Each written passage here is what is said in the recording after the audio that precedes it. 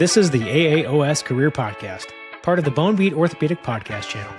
This monthly series features conversations on professional development and growth opportunities within the field of musculoskeletal healthcare.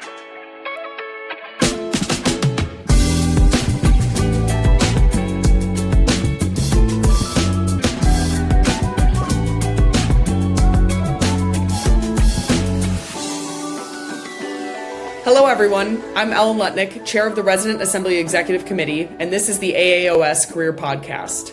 This episode focuses on how to manage finances as an orthopedic surgery resident or fellow, including building a budget, avoiding common financial pitfalls, breaking bad financial habits, and growing wealth on a trainee's salary. Joining me to offer insights and advice is Dr. Max Courtney, an adult reconstruction surgeon at Rothman Orthopedic Specialty Hospital, and Associate Professor of Orthopedic Surgery at the Sidney Kimmel Medical College at Thomas Jefferson University. Dr. Courtney, welcome to the Career Podcast. Thank you so much for having me, Ellen. Thanks so much for being here. I wanted to start off with a little bit of your background. Can you start by telling our listeners maybe a little bit about your own experiences dealing with finances during training? Sure. So first off, I don't have an MBA. I'm not a finance guy. I'm just an orthopedic surgeon like everybody else. And like you and many other residents that are probably listening in, being a resident's really, really tough. I mean, you give up a large chunk of your 20s and early 30s, and it is very rewarding from a personal standpoint. My best friends, people that are at my weddings, at my kids' baptisms, come to birthday parties, people I still meet up at the academy with and socialize with, I would not have those bonds if it weren't for being in the trenches like you were till 8:30 p.m. at a hospital last night. So you put that aside, and that experience is invaluable. You cannot put a dollar amount on that. From a financial standpoint, I'm very blue collar. I'm the first one in my family to go to college. I had a great upbringing, parents that loved me. My wife also, again, did not come from a substantial amount of money, so we had to take out loans. I was lucky enough to be able to have a full ride to my undergrad at Washington and Lee, but I took out every penny I needed for medical school at Georgetown. I met my wife at Georgetown, which is very expensive. So we left with a combined $500K in principal, and that grew to, I'm sure we'll talk about student loans, and that grew to $800,000 by the time residency was over with interest accruing. And she's a pediatrician now at DuPont, not too far away in Wilmington. So it's not like we had a lot of help. So everybody's financial picture as a resident and a fellow is going to be different. But I would say at the end of the day, just recognize you're lucky enough that you're going to be an orthopedic surgeon. And even with all the news about physician fee schedule cuts and reimbursement and inflation, it's still a great profession to be in. Yeah, that's awesome. It's also, I think, it's great to hear someone's perspective as, you can talk to different financial advisors and things like that, but your background is being an orthopedic surgeon and having been through it yourself and being that candid is really invaluable. So thank you for sharing that. You talked a little bit about the financial profile that you had and you and your wife kind of had combined coming into residency. Can you speak a little bit about maybe what your impression is of the typical financial profile of an orthopedic resident or fellow today, including student loans and what those loans might look like based on your experience so far, and then a little bit about budgeting and maybe any advice you have for people in training with regards to setting a budget? Sure. So I do think the financial profile of a resident is going to be completely different. I think nationally, we know that med schools are more expensive than I was. So I'm 10 years in practice, so I'm a little over 15 years removed from medical school now, which means it's 20 years since I started taking out loans. So medical inflation is running rampant. We know tuition is higher. So people are taking out more and more loans. I would say the residency salaries are keeping up to inflation, thankfully. So I think our residents at Jefferson start at 70, 71. By the time they're chiefs, it's about 85.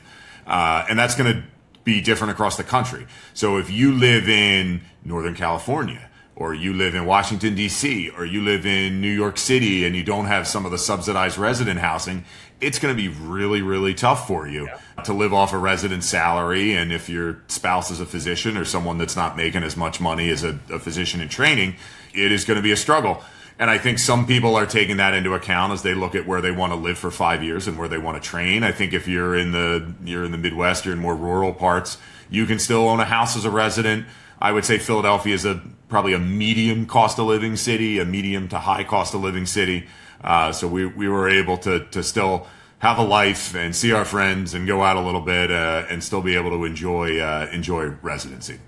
Yeah, that's huge. I know it makes me feel a little validated in the situation being in training right now. I know our program in Buffalo just unionized while I was in residency, the entire University of Buffalo, and that changed the salary profile. Buffalo's not an expensive place to live, but it was a big help. My dog goes to daycare, and that's expensive. So, yeah, right. You don't have time to go home and let your dog out. And yeah, I think even little things, if they can help with meals and parking and health insurance, and I mean all these things that do add up when you're only making $70,000 a year. It's a help.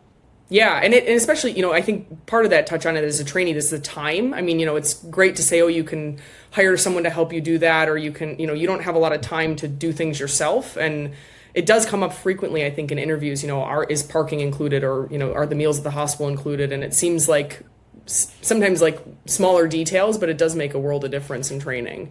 What is your recommendation then for the best way to approach setting a budget during training? Given, even if your salary is keeping up with inflation, it's still important to kind of make sure you're making the relevant financial decisions you need to make on a month-to-month basis to not get in over your head, especially considering the loans that some people are carrying, probably most of us. So I think the biggest advice is don't get into credit card debt. That's probably my number one. As you look towards setting a budget, credit card debt, your interest is astronomical. You'll be paying 18, 25 higher percentage points.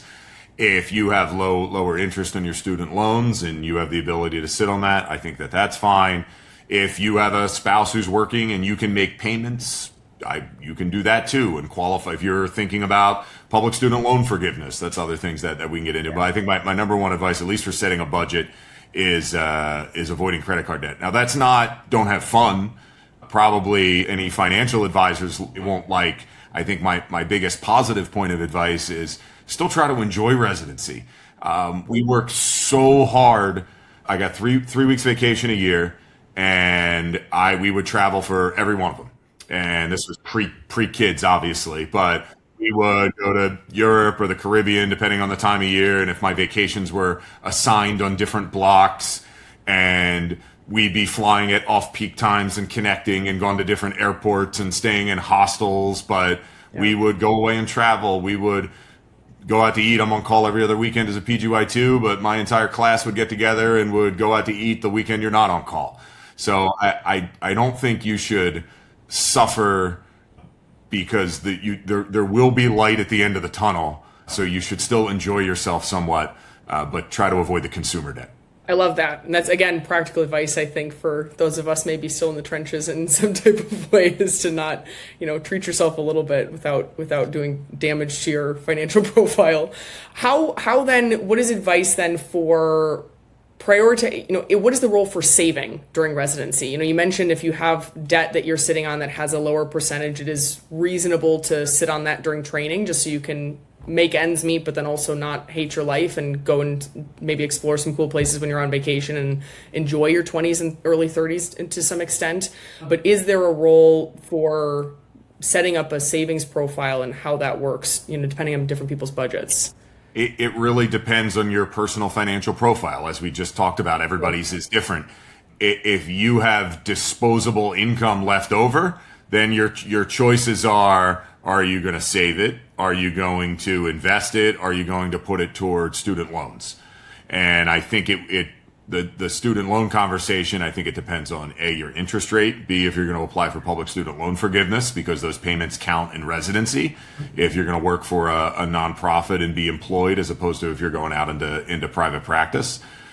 But if you don't save, so I saved very, very little in residency, and we just couldn't afford it. I was making 40 grand a year. So post-tax, that's 25K plus my wife, 50,000. It's 15 years ago. So adjust that for inflation too. But, we didn't have the means to park a whole lot away. And compound interest is your friend. If you have a spouse that's working and you have the ability to put money away, it's going to be much more valuable to be able to do that in your 20s than it is in your 40s.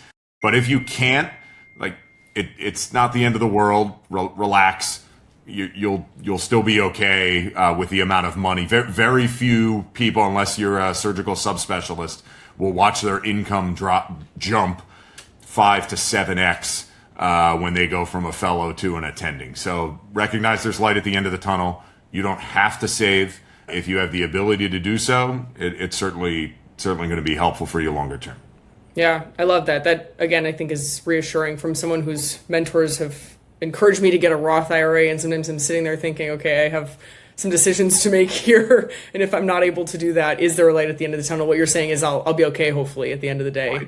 But think about that. So the Roth IRA, you can put $7,500 away tax-free. That you won't be able to as an attending. Sure. Because you're going to make, there's backdoor Roths, so you can talk to your accountant about that. But once you make over 160 something thousand, you won't be able to do a Roth. But all the money grows tax free. So, but 7,500 is probably 15% of your post-tax salary. Do you have the ability to put that aside? Maybe in Buffalo you can. So if you have the means to do it, great. If you don't, it's not going to be the end of the world. Yeah. Thank you. I guess so as a trainee and maybe even ascending into early career, are there certain financial metrics that you found that have been helpful to track and to kind of keep an eye on, or different? I know there's a lot of different apps that people use to track their finances. Is there any specific metrics or tools that you've used that you found to be helpful? No, I just kind of keep an Excel spreadsheet I'm simple, of my expenses and income and assets and liabilities or loans. So I think probably paying off loans, that took me 5 to 6 years in practice to do that. My wife did get public student loan forgiveness probably around the same time.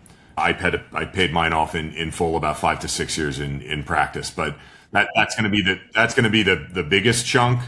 But then trying to figure out how much money you have coming in, what your mortgage is, if you're going to be buying a house, your consumer debt, your car. But I think the important thing is you should use something to track your expenses and income and your net worth over time. Yeah, thank you. I guess since we're on the topic of loans, and you have successfully paid off your loans, which is amazing, congratulations. What are some important things that trainees should know about loan repayment plans? And you mentioned your wife had a slightly different course, going through the PSLF program. Do you have any advice for people encountering that? So I think it depends. So the PSLF program and some of the income-based repayment programs, there you can probably do a whole webinar on that, and I'm not the guy to give that. Sure. There's repay, pay. There's all these different programs. Some of them, it depends on when you took student loans out. Some of them depend on your spouse's income. Some of them don't. So for example, my wife was she was on an older program, so she had to pay a little bit more. I think it was 15% instead of 10% of her qualifying income. But that older program allowed her to exclude my income because we filed taxes separately while we were repaying the loans. Otherwise, she'd have to pay a lot more. So that might be something if you're going to either Google and research on your own, or if you're going to have your accountant help with that. There are a plethora of different programs, and you have to decide again if you're going to be working for a nonprofit hospital, and you can make payments if you're not going to make payments in residency as an orthopedic surgeon, it's probably not going to help. If you can make payments in residency, yeah, it's probably going to help and it can save you. And the money that's forgiven in public student loan forgiveness is tax-free. So my wife had probably about $150,000 of loans forgiven. So think about that early on.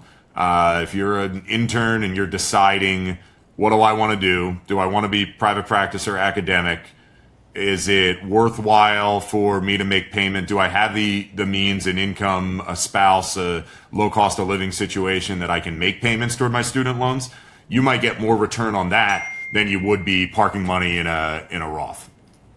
Yeah, fair. That's great advice. And I know right now that landscape is changing a lot too. I think the SAVE program has gone away entirely, and there's been some stuff on the federal level that's made that an interesting landscape. They're also limiting which employers can offer public student loan forgiveness. It was like anybody with a nonprofit like 501c3. Now they're limiting that. So there have there have been some changes during coming out of the pandemic when there was a 3-year freeze for student loan payments. Those pauses in payments were counting for payments for people, which were able to help. But they have made a lot of changes with the program. Yeah, so maybe food for thought for a future podcast. Who knows? Stay tuned, I guess. With regards to just advice for debt in general, it can feel insurmountable, especially in training when you're focusing on getting through your Q3 call week and when your debt is in the 6 figures and you have people throwing around terms that I think some people are maybe more financially savvy than others, but I'm the first to admit that this is not a strong suit, at least in my own personal experience. And it can be crippling to think about and kind of feel very intimidating, I think. Do you have advice for trainees who, are experiencing stress or anxiety surrounding their debt? Yes, and it is stressful. So I'm not minimizing that because we talked about the student loan burden. And then it also depends on, so my situation actually got worse. So if you go into private practice and you have a buy-in, so as you start looking at jobs, if we're jumping ahead a little bit, typically, yes, there has been hospital consolidation with a lot of the fee schedule cuts, a lot of orthopedic surgeons. There are fewer orthopedic surgeons in private practice than when I was coming out 10 years ago. A lot of them are seeking more stable employment with hospitals. Private equity groups are buying up a lot of groups, which are not making it super beneficial for younger surgeons to be joining some private groups. Mm-hmm. So if you have a buy-in, and even if you're employed, but they let you buy into a surgery center, for example, you have to write a check. And when you're first starting, you do not have the capital to be able to shoulder the burden of that. And a lot of practices are changing the way they do their buy-in. They're taking it out pre-tax. They're taking it out of your ancillary distributions. But I wrote a 7-figure post-tax check of money that I did not have within my first 4 years of practice. And I had to go, the banks will give you the money, which is a good thing. So I went to a bank. They gave me money with minimal questions asked. So I was shocked. If you've tried to apply for a mortgage and how difficult it is to apply for a mortgage, and I borrowed more money than my $500,000 first house mortgage to buy into a practice, and they did not even blink. Wow. And that kind of triggered something. I'm like, wait a minute. So I'm stressing out about all the student loans and getting a mortgage for my first house and just kind of getting off the ground. But the banks aren't worried, and they're willing to give me 7 figures of money to buy into a practice. And look, the banks aren't stupid. They know that you will have the means to be able to pay the loans back. Otherwise, they wouldn't be lending you the money. Because it's not like I had to tie my house up as collateral like you do for a mortgage.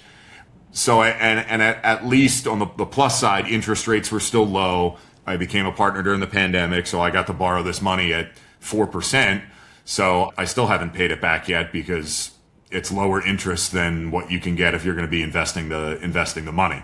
So that's a long way of saying that you're going to be making financial decisions when you're an attending. And you're going to be buying a $1.5 million house. You're going to be borrowing more money. You're going to buy in a couple $100,000 for a surgery center, and you're going to be looking for loans. So borrowing money is not bad.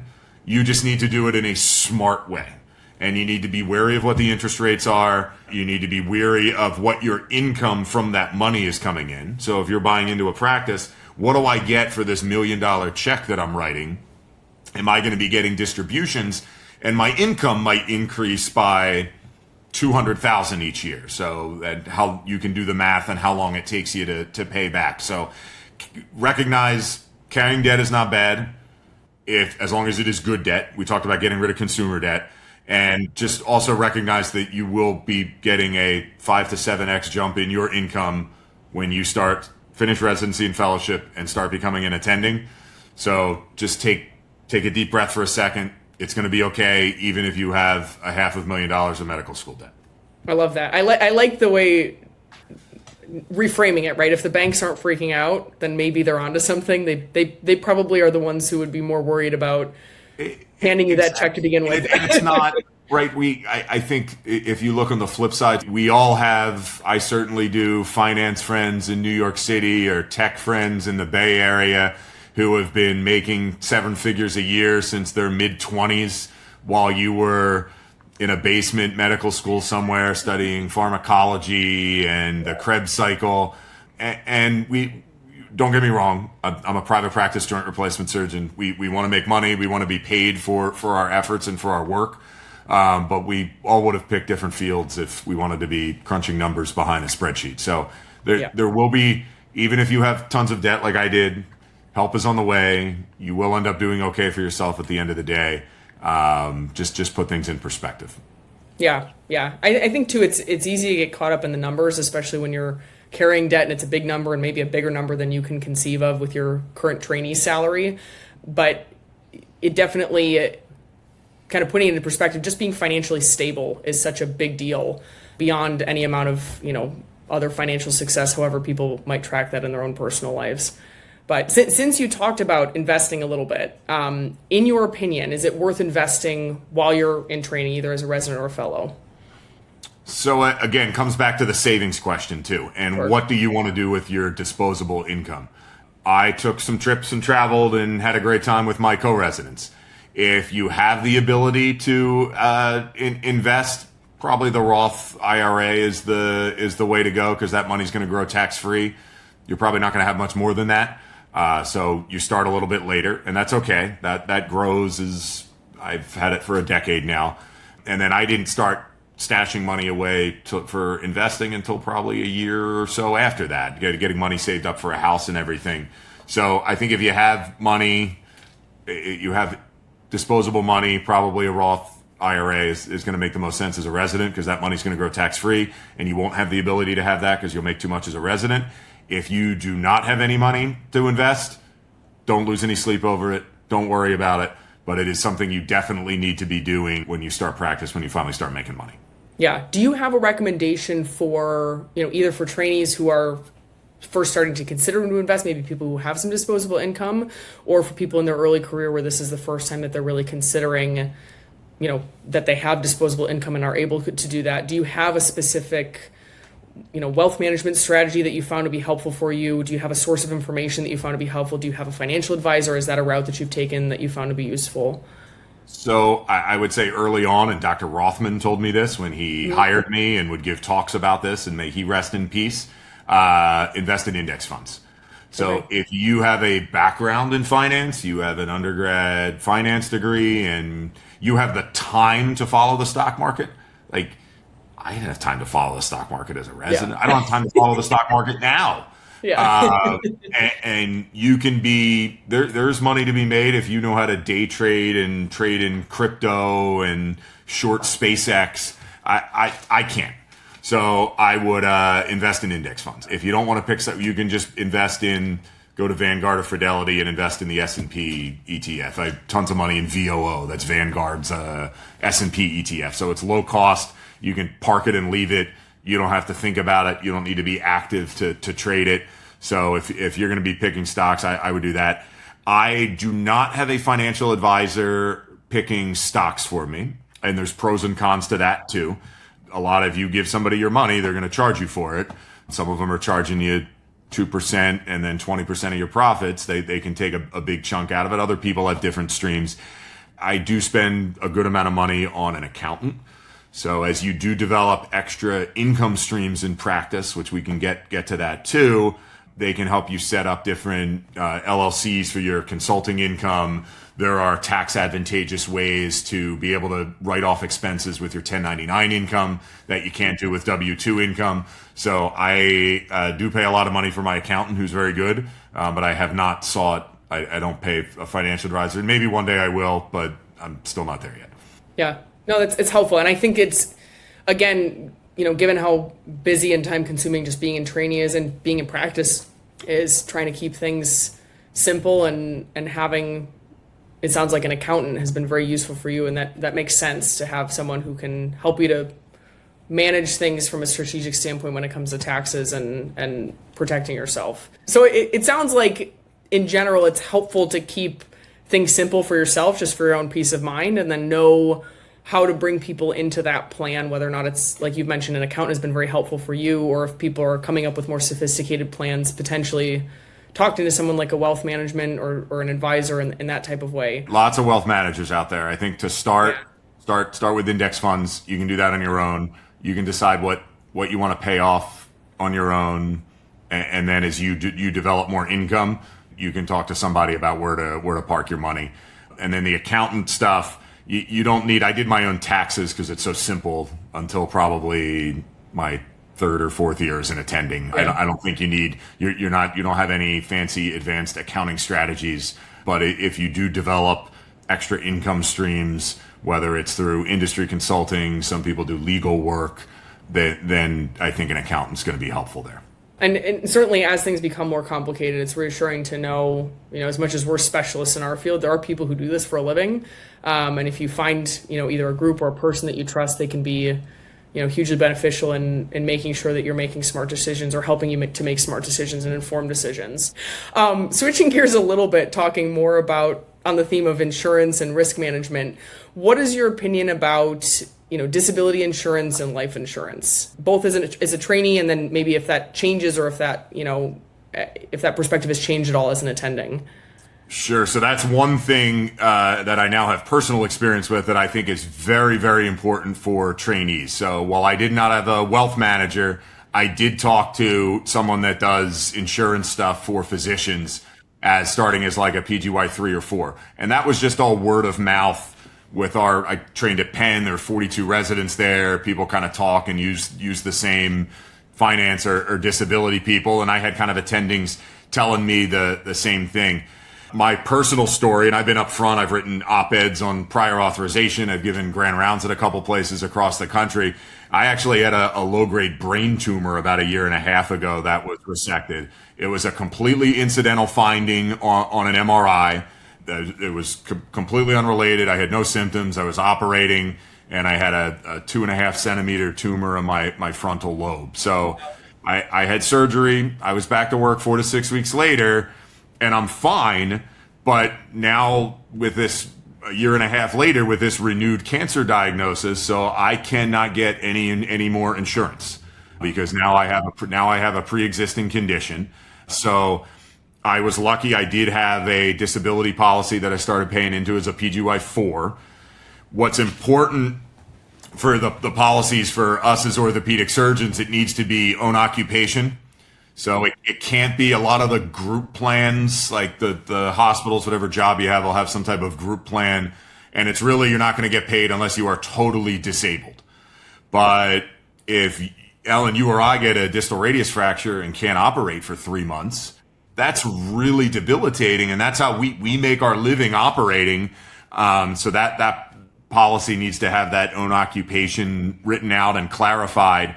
The other thing is if you change jobs, a lot of the employer policies don't come with you. So I think it's important to have something that you can carry along.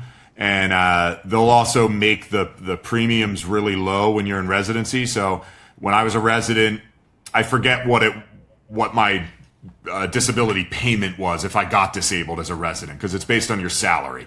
Maybe it's $3 or $4 grand a month. That's not why you buy it. You buy it to lock in the rates when you're still under 30.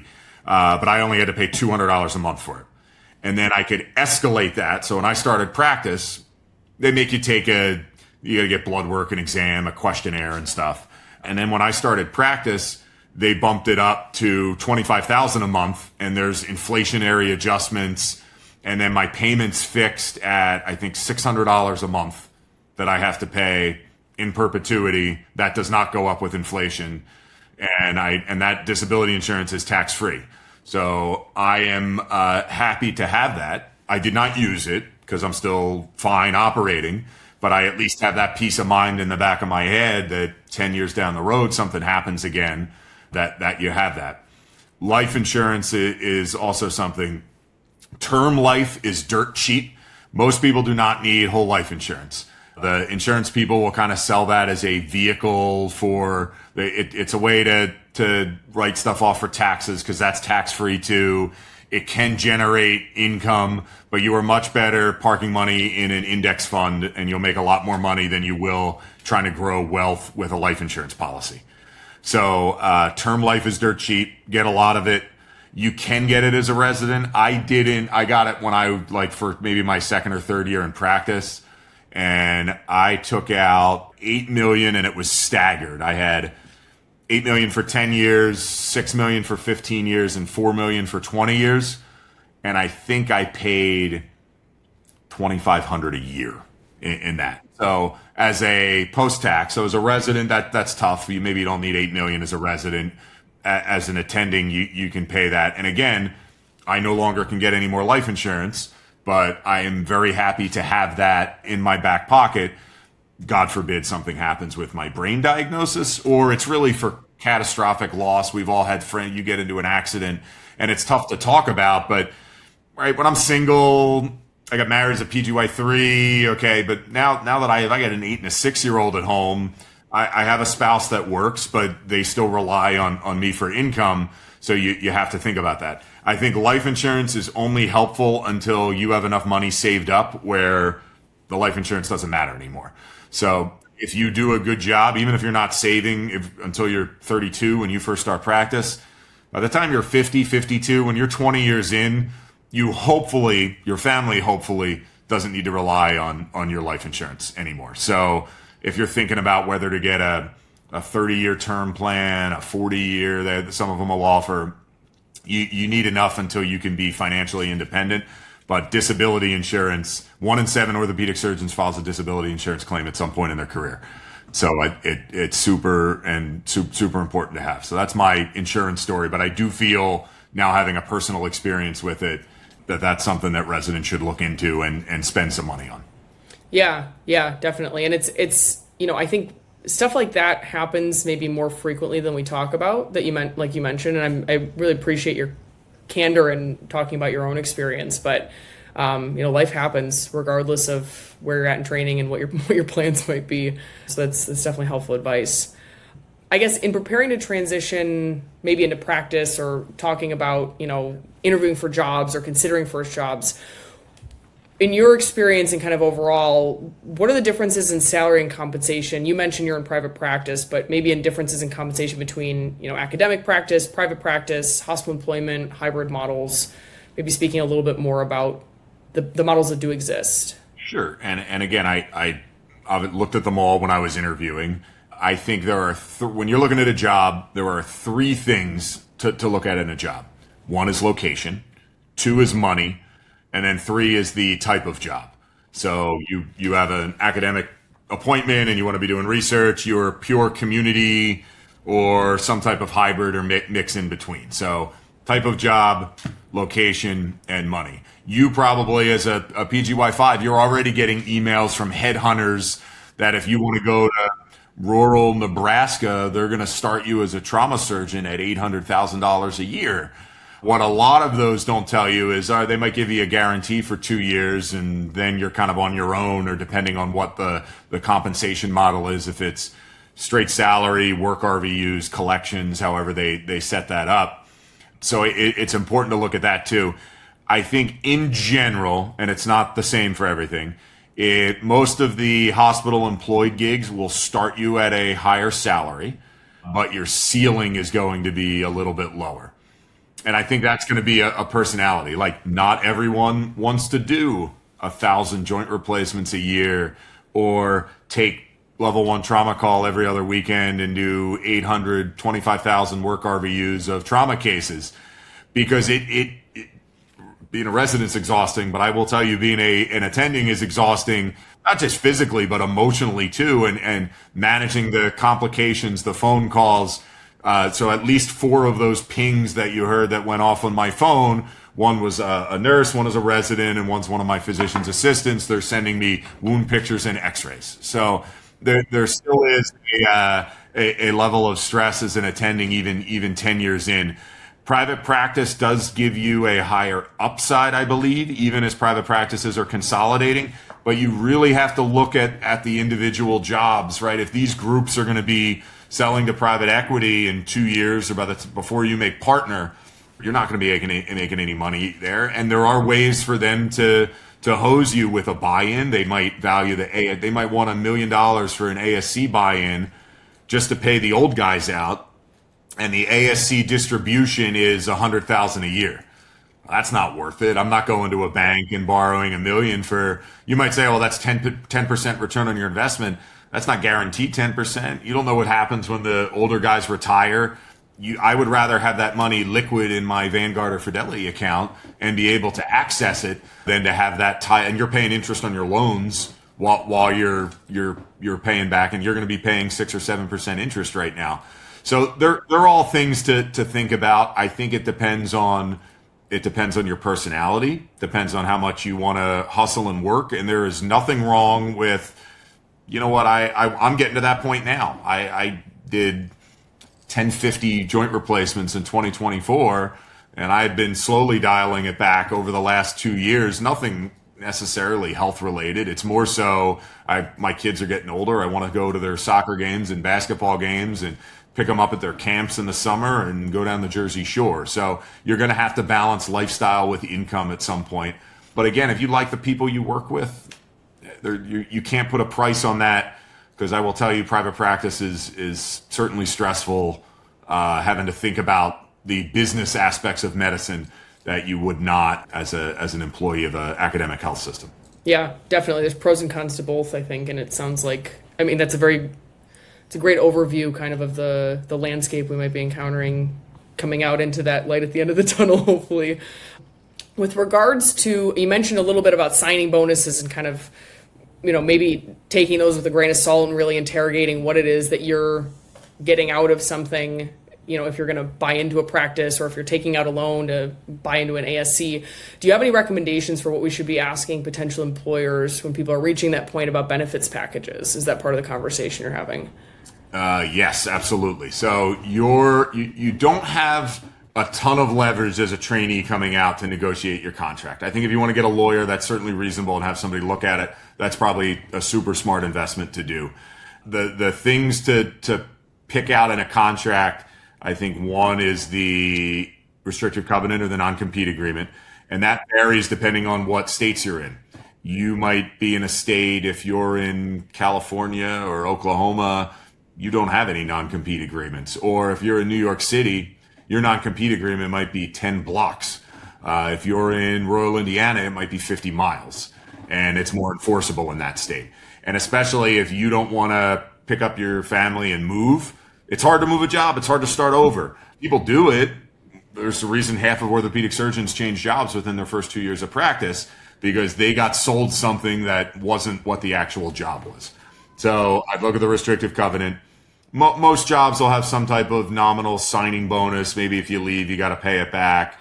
Your benefits package. The retirement stuff's important. So what is their, if you're an employee, what is their profit sharing 401k plan? If you are in private practice, you should ask what their partner retirement plan is. So I have the ability to write off business expenses. I don't get a CME budget, but because I'm in private practice, I can write it off pre-tax. I can write my academy dues, my board dues when I go fly to all the meetings through my practice. So your CME budget, if you're going to be an employee, that's important, because that's should be pre-tax money. And if you're a researcher and you travel a lot for meetings, you can easily run up $25,000 or $30,000 of CME money traveling to your subspecialty meeting, the academy. Boards get expensive. That's going to be a couple grand your first 2 years of practice. Your academy dues, your subspecialty dues. So just keep that in the back of your mind. So yeah, I would say big things are look at your restrictive covenant. Things you can ask more of that are a little bit flexible is probably CME money, what your retirement contributions are, because again, as a partner in a group, it can be a little bit more than if you're not. But if you're not, you can see what their profit sharing is and see what money that they're able to put into. There are things that are a little bit more flexible and negotiable in your contract. That's very helpful. And the little details, again, that kind of end up making the meat and potatoes of whatever people end up signing into, and hopefully, allow them to be successful at a job, and maybe not part of the statistic, which is that most of us end up switching practices or finding new places once we're early on. And to be honest, you're not going to switch practices because of the CME or the retirement or the 401k. You're going to switch practices because of the people and the culture. And that's tough if you didn't train at a place or know some of the younger partners that are at your particular group.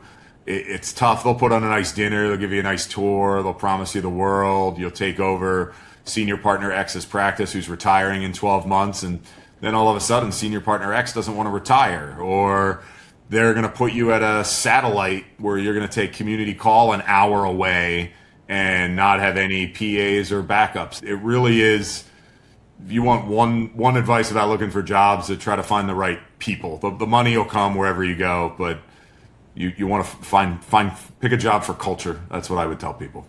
Yeah, that's very helpful. Thank you for that. With regards to, I guess, thinking about wealth long term, and I think, you mentioned if we were in it for the money, we might have gone off with our friends and been making six figures in tech or in finance or something like that, far in advance of us being in residency or in training and having more of the delayed gratification of, doing our jobs as physicians and as surgeons, which is awesome, but then also, hopefully at some point in time making some money doing that as well. In medicine in general, having a higher income doesn't automatically mean that you're quote unquote wealthy. And I think that really kind of looks different depending on people's backgrounds or what their expectations are, or what their lifestyles might be.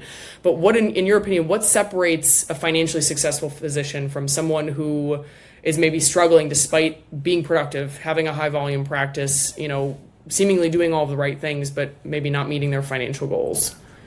Yeah, I think it's tough. To your point, you can be making money, or the term is Henry, high earner, not rich yet. So you when you start 15 years behind your colleagues who, and there's a New York Times article a couple of years ago looking at like a UPS truck driver making more than a family practitioner because they started saving at 18, and that family practice doc who went straight through, and a lot of people are taking gap years and time off, and the value of compounding interest. So what my one advice about like wealth versus income is probably lifestyle creep.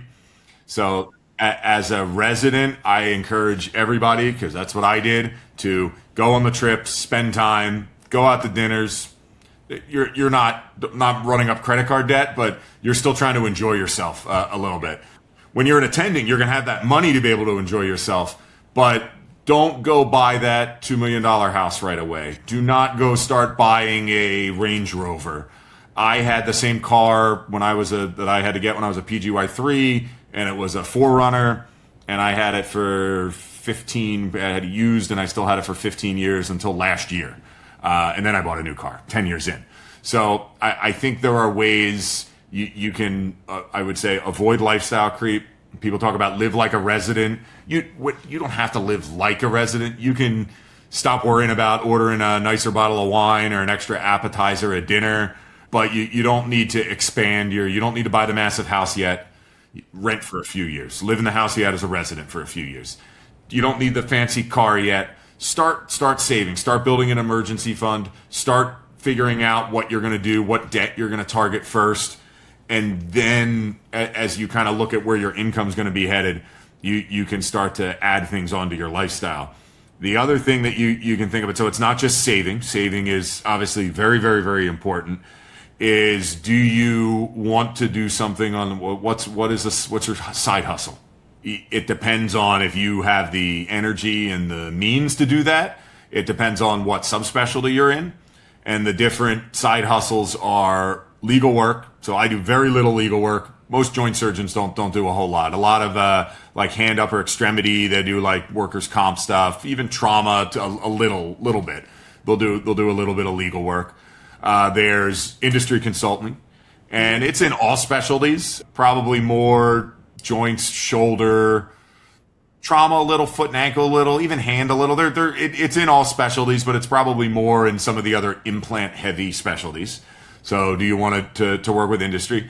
And all these things take time, by the way. They're going to cause you to take vacation time. It's a weekend away from your family to go teach a course in Las Vegas or something. And there's trade-offs, but it's a way if you have an additional income stream that doesn't require the stress of you taking more call. I'd rather go teach a fellow course than to take an extra 4 weekends of call a year. When I first started, I was taking those 4 weekends of call because I want to get good at operating and get busy as a surgeon. But I still take level 1 trauma call. I'm a good citizen in my group, but I'd rather it's much less stress to have me hang out with some of the fellows and teach doing what I love. And I can still be home to see my kids on Saturday night and still have part of the weekend. So I think that trade-off is super important. So if you were going to find a side hustle or some other way to earn some additional revenue, look at that too. In addition to saving, both are important. Yeah, that's great. I like that math that you're doing in your head. How many weekends of call does this qualify as, and is this trade-off worth it for me? I think that's the TikTokers call it girl math, but it's orthopedic surgeon math or just professional math of all you have is your time, and you have your expertise now as an attending, and so how you're going to spend that time and how it fits into your idea of your life and your finances and the bigger picture. That time will be, and that math, that orthopedic math, girl math, like that calculation that you'll make in your head becomes even more important as you have a family and you have other things that you want to be doing, because I can take a vacation as a great example of a trade-off. So being a surgeon, most of us, you don't get paid to take vacation, whether you're RVU based or you're collections based in private practice. You lose money going on vacation. I'm going to take 5 days off of work. So that math is important, and it gets even more important as you get older and have a family. Yeah, for sure. Yeah, I feel bad about not taking my dog for walks when I'm at the hospital late. Having kids is a whole different ball game. I guess is maybe some of our final takeaways here to wrap things up. In your perspective, what is one of the biggest myths regarding money we've touched on a lot of different topics here, and I really appreciate how candid and how thorough you've been in your answers and the advice you've been providing. But what's a myth that trainees have bought into maybe about being a practicing orthopedic surgeon that you've now maybe debunked in your own life? And then maybe one piece of final advice that you wish someone gave you in training with regards to finances. Sure. So what's the myths? So maybe I don't have one. I'll give you a couple. And it's more to summarize what we've talked about the last better part of the last hour. You don't need to save every single penny as a resident. Enjoy your lifestyle. Your mental health is far more important than, say you miss out on a $50,000 nest egg. Yes, it's better if you have it. You will make that up as an attending. Don't get into credit card debt, but enjoy yourself. Spend some money on yourself. Residency is very hard. It's very stressful. Have a good time during residency. So that's one. Number two is recognizing the orders of magnitude of your debt. And when you're making $70,000 a year and you have $400,000 in medical school debt, that feels like an incredible burden. But when you are a few years into practice and you may be making $500,000 a year, that debt is a lot more manageable right now. You will get a massive pay jump from when you were a fellow to when you're an attending, and just putting that debt into perspective, because you may, depending on what you're going to be investing in, if it's a house, if it's real estate, more often it's going to be your own practice. You're going to be having to write checks for surgery centers or practice buy-ins that will be dwarfing your income. So keeping that into perspective, I think that is. And then the third big point would be try avoiding lifestyle creep. Not as a resident. Enjoy your life as a resident. Go out to eat, go on vacations, spend time with your significant other and your friends. But when you start as an attending, it will be very tempting to be like, I waited for 15 years and now I'm 32, mid-30s now, to buy the nice car, to overspend on the house. Just hang tight for a couple years. And if you start getting it, you get an emergency fund, you can start investing then. You've bought insurance to make sure that your loved ones are covered if something happens. Then you can start. And again, enjoy life. It's taken me 10 years to get there, but you'll be able to enjoy life. It's just gonna take a little bit. Yeah, I really appreciate that. And I think that's honestly a great summary for us to end on here to wrap things up. So thank you so much, Dr. Courtney, for your time. I definitely feel like I've learned a lot in this conversation, so hopefully our listeners will agree and feel the same. But I feel, like this is all advice that's going to help us set ourselves up for the long term for success and like you mentioned, just really to enjoy ourselves. So really appreciate it. Thank you for having me on. Appreciate it. Thank you for listening to this episode of the AAOS Career Podcast, part of the Bone Beat Orthopedic Podcast channel. Production and editing provided by MK Quinn Media. check out the video version of the podcast on the AAOS Career Podcast YouTube channel. To hear other conversations on professional development, please visit aaos.org/thebonebeat.